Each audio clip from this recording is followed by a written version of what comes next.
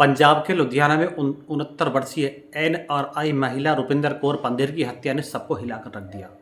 Police जांच में खुलासा हुआ कि उनके मंगेतर चरणजीत सिंह ग्रेवाल और टाइपिस्ट सुजीत सिंह ने मिलकर प्रॉपर्टी और पैसों के लालच में कत्ल की साजिश रची। जानिए क्या है पूरी कहानी। नमस्कार, आप देख रहे हैं समर इंडिया और मैं हूं आपके साथ अमन सिद्धू। पंजाब के लुधियाना में घटित एक सनसनीखेज वारदात ने हर किसी को चौंका दिया है। अमेरिका के सिएटल से आई 69 वर्षीय एनआरआई महिला रुपिंदर कौर की रहस्यमय तरीके से गुमशुदगी की खबर सामने आई है, लेकिन जब पुलिस ने जांच की तो उनका कंकाल बना सब घुंगराना गांव के एक नाले से बरामद हुआ। धीरे धीरे कत्ल की है गुत्थी सुली तो सामने आया कि रुपिंदर का कत्ल किसी और ने नहीं बल्कि उनके अपने मंगेतर ने करवाया था। रुपिंदर की मुलाकात इंग्लैंड में रहने वाले 67 वर्षीय चरणजीत सिंह ग्रेवाल से मेट्रोपोलियन वेबसाइट पर हुई थी और दोनों के बीच नज़दीकें बढ़ी और धीरे धीरे शादी की बातें भी होने लगी। रुपिंदर अक्सर भारत आती थी और लुधियाना में चरणजीत सिंह के परिचित सुखजीत सिंह के घर पर रहती थी, लेकिन वक्त गुजरने के साथ शादी का सपना भी टूट गया और यह रिश्ता कत्ल की साजिश में बदल गया। पुलिस के मुताबिक चरणजीत सिंह ने रुपिंदर से शादी से इनकार कर दिया। रुपिंदर की संपत्ति और पैसे पर कब्जा की नीयत से उसने उन्हें रास्ते से हटाने का फैसला किया और इसके लिए उसने लुधियाना कोर्ट परिसर में टाइपिस्ट का काम करने वाले सुखजीत सिंह को चुना, जो उसका पुराना परिचित था, और यहीं से इस खौफनाक कत्ल की कहानी शुरू होती है।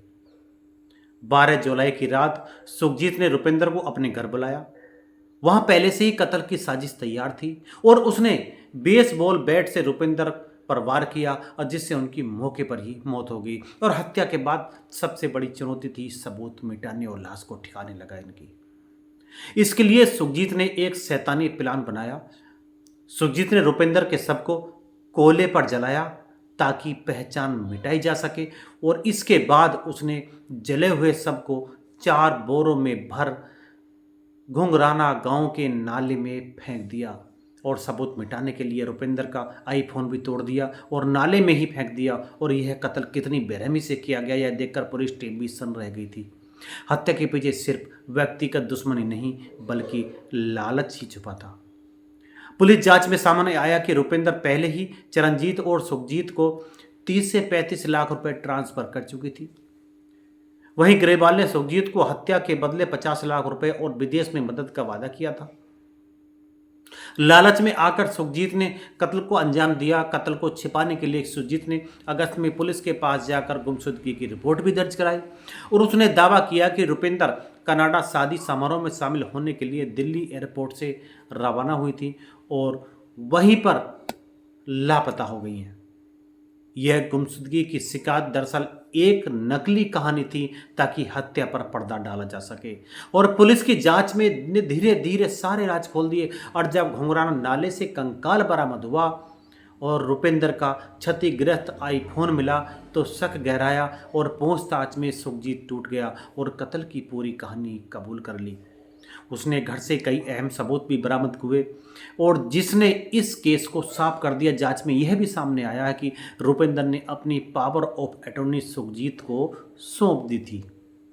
वह उसी पर भरोसा करके भारत आती थी, लेकिन इसी भरोसे का गला घोटकर उनकी जान ले ली गई और पुलिस ने चरणजीत ग्रेवाल को इस साजिश का मास्टरमाइंड बताया है और वर्तमान में वह यूके में है और पुलिस इंटरपोल के जरिए उसे भारत लाने की तैयारी कर रही है।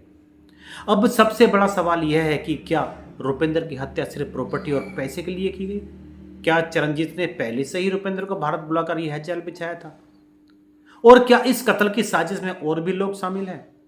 इन सवालों के जवाब अभी बाकी हैं, लेकिन इतना साफ है कि भरोसे और रिश्ते के नाम पर रची गई यह हत्या इंसानियत को शर्मसार कर गई।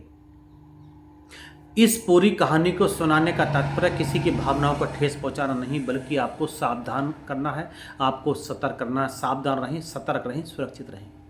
मिलते हैं अगली वीडियो में, तब तक के लिए नमस्कार।